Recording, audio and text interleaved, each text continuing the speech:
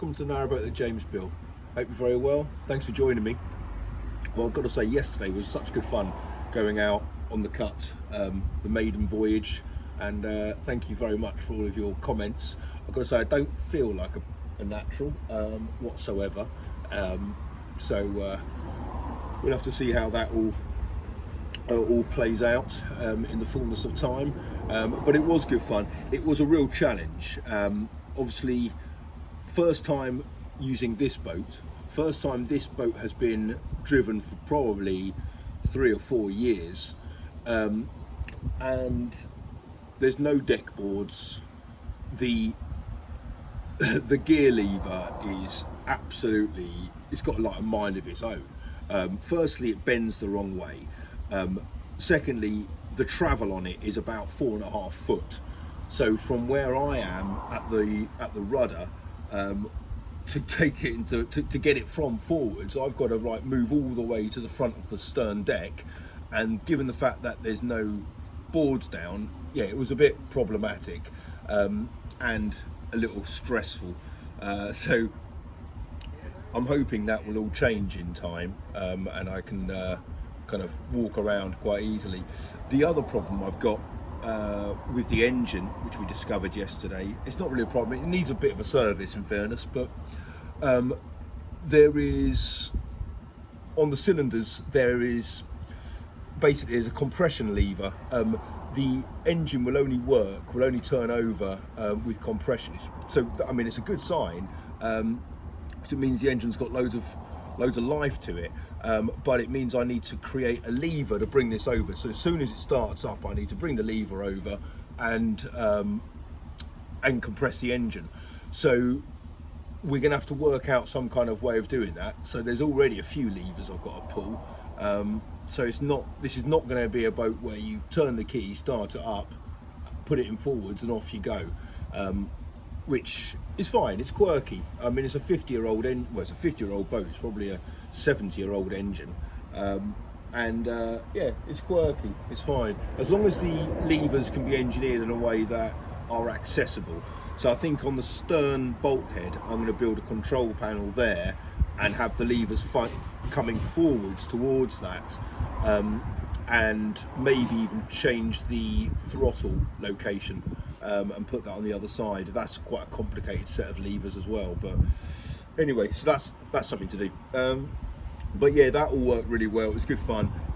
Not having the tiller extension was also quite tricky. The tiller and the rudder are a bit stiff. They need to be loosened up a bit, so a bit of wear will basically do that, but as a result of which, my right arm is absolutely killing today, so I feel like I've got a dead arm all day, just from kind of yanking the tiller too much. But the plan for today is to use that CLS and the battens and build the bed primarily. That's what I'd like to get done. I'm not going to worry about the storage lockers underneath or anything. I just want to get the frame of the bed built, and maybe start on the wardrobe. I've got all the upper walls in, so I'd like to get a couple of them out the way, and the stern deck boards, I need to cut them as well. So, but they need to be blacked, so got to get the bloody bitumen out again. Anyway, I'm going to crack on. Well, because yesterday I had to go out, well, I didn't have to, I chose to go out on the boat for the maiden voyage. I didn't get any work done in here at all. I think I cut 2 bits of CLS, that was about it. So I'm going to work tonight and build my bed.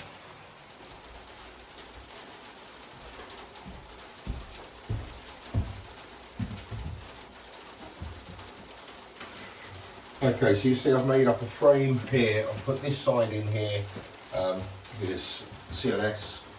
That's not in place yet. Just going to mark this up. I can only obviously use the square. I can't use the square on that side because that's on an angle. So really I'm just kind of making it square off this wall here is all I've really got to go at. So I just want to make sure that is 1.5 foot away from there, which it's not. That's it there.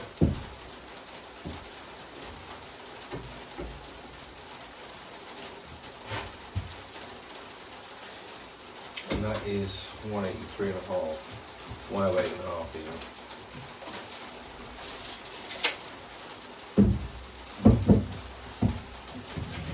That goes along there. That goes along there.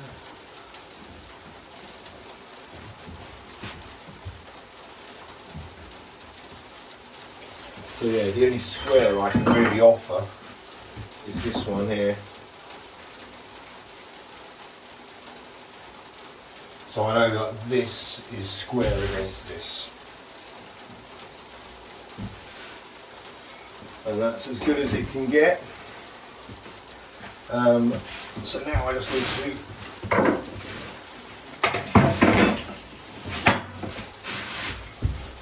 it's always a bit tricky making beds like this, but I'm going to anchor this upright into the floor here. You've just got to always be thinking about where it's hidden. You don't really want any of these joints showing. But this bit here will be very hidden.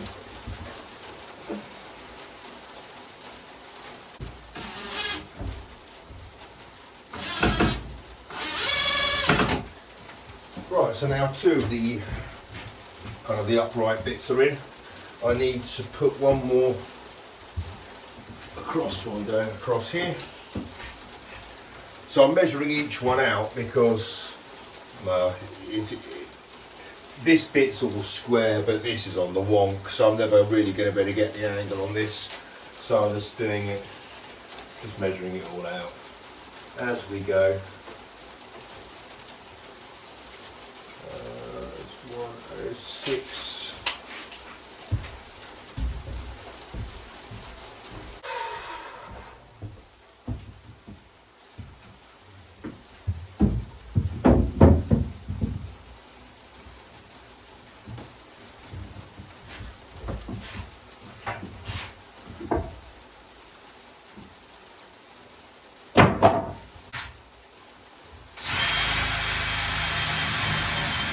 Right, so the kind of frame of the bed is coming together a bit now. I'm using this slightly a chunkier CLS on the tops, and it's just being held up with those uprights. So I need to put another one in across here now, and then one there at the back, or at the head end.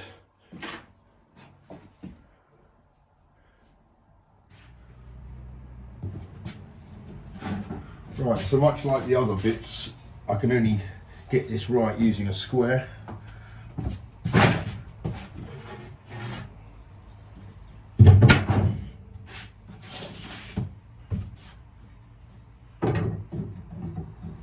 So I just want to make sure that one's sitting across there, nice and square.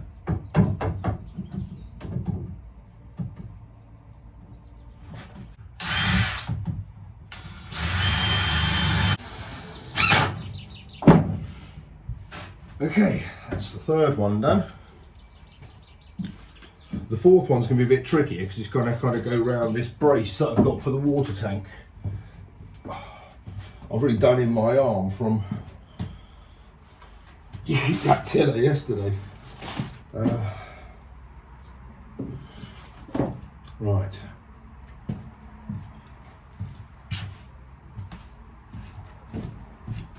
At the head end of mine, it narrows because obviously the shape of the boat. But this is invariably going to be used as a single person bed. If the kids are sleeping on it, this is still ample for them. There's loads of room, but I'm not going to be I'm not going to have an issue with the fact that it's not a full size double bed, because as I said, 99.9% of the time it's just going to be me in here on my own, so it makes no difference. Compared to the Lilo in the dinette, this is like the Ritz. Right, that's the frame made. Now I need to just secure in these uprights down here onto the floor, similar to how I've done with that, with just these brackets. They work quite well for this. Obviously just need to make sure they're all hidden, because in here is where I'm going to be putting some pull-out drawers or something. I think it's going to be a small drawer which kind of comes back to about that level. So inside the bed, it's probably going to occupy that space, and then that will be kind of longer term storage, or perhaps seasonal wardrobes.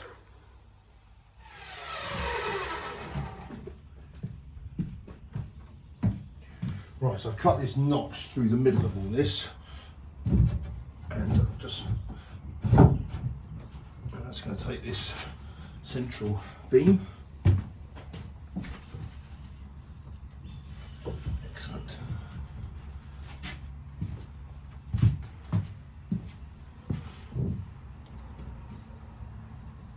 I'm going to put some supports under the middle now, so that can come out.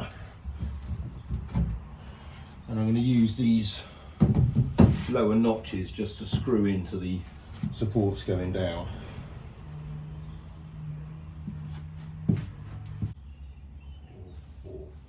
Four.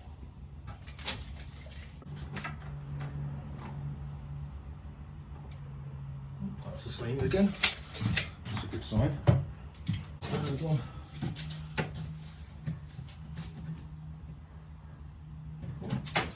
Same again. Blimey. Well, by Jove, it's the same again.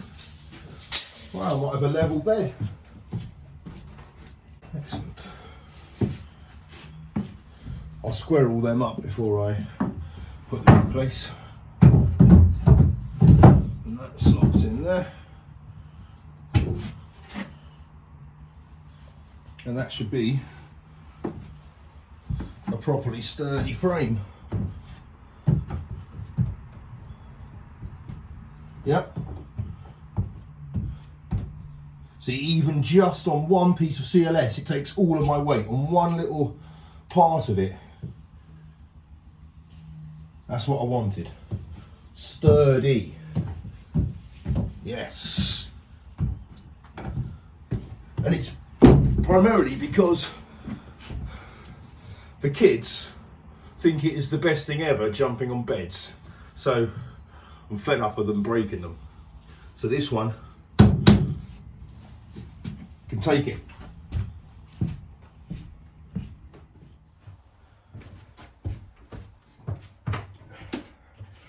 Right, so I've just got to get these uprights in place. And these are going to be secured in a couple of ways. So those brackets hidden on that side there, and then screwed in through there. So you can just, and on this one here, I can check the square in quite a few places.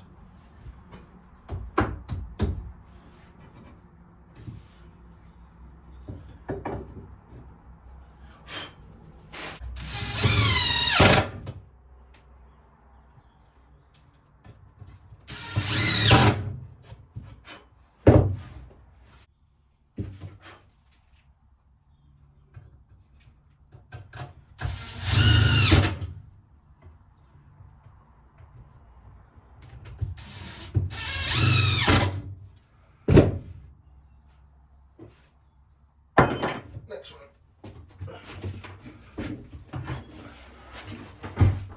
one.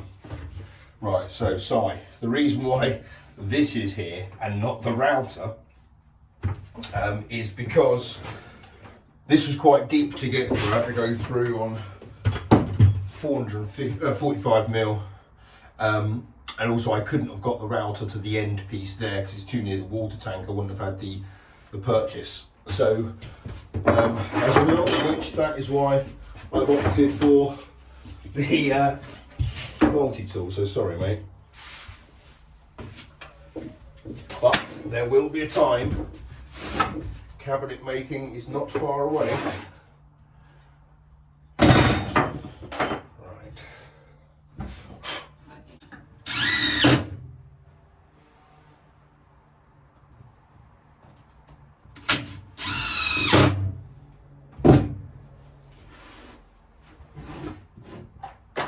Last one. Right, so all those uprights are now in. I can now put in the long one going through the centre. Excellent.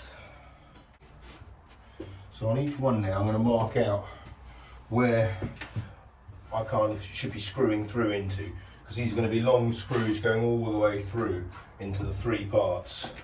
So obviously I don't want to be hitting the other screws. But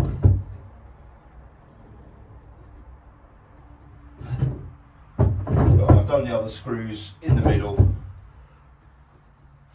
so, and kind of quite close together, so I've given myself plenty of space for these ones. That's fine.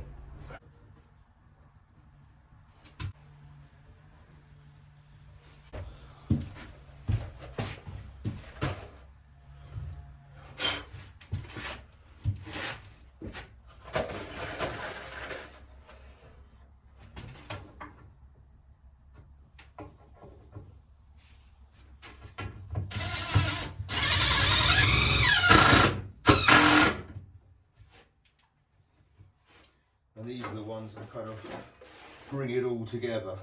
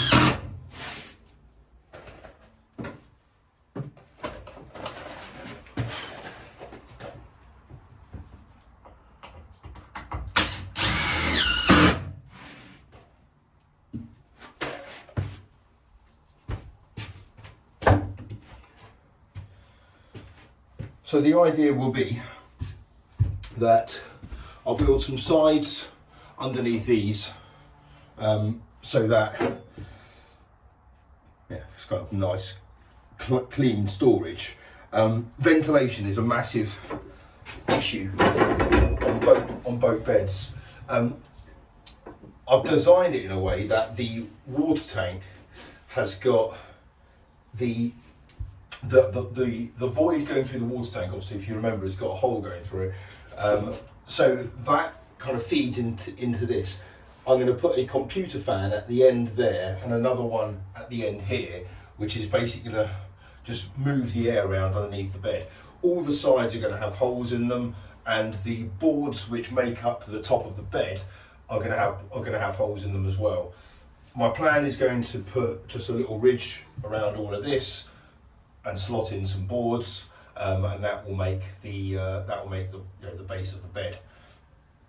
And then these ones here will be 3 kind of big drawers that kind of pull out. But obviously they can only pull out to about here. So that's the plan there. But there's quite a big space in there, 50 by 50 by 50 basically. So yeah, that's quite a large space. And then here is going to be the wardrobe, full height wardrobe up here. And this part here is obviously going to be storage as well. Haven't quite worked out what I'm doing up this bit here yet. But I wanted the bed to be high enough that you've got some decent storage underneath it. It's a smidge higher than the dinette. But I wanted it so that once you've got the bed frame, the mattress up to about there, the walls come down to about there. So I wanted, I did want a gap between the top of the mattress and the wall, so the mattress can basically fit right against the wall. It just makes it slightly much bigger, but I just think it looks better that way. But yeah, that's good. Well, I think the proportions of this bed are exactly right. It's just what I wanted. I knew it's going to narrow here. It doesn't feel too bad if it was a smidge right over, if there were 2 on the bed. Then there's enough room there. Obviously, it's a little bit wider at the feet end, but that's fine.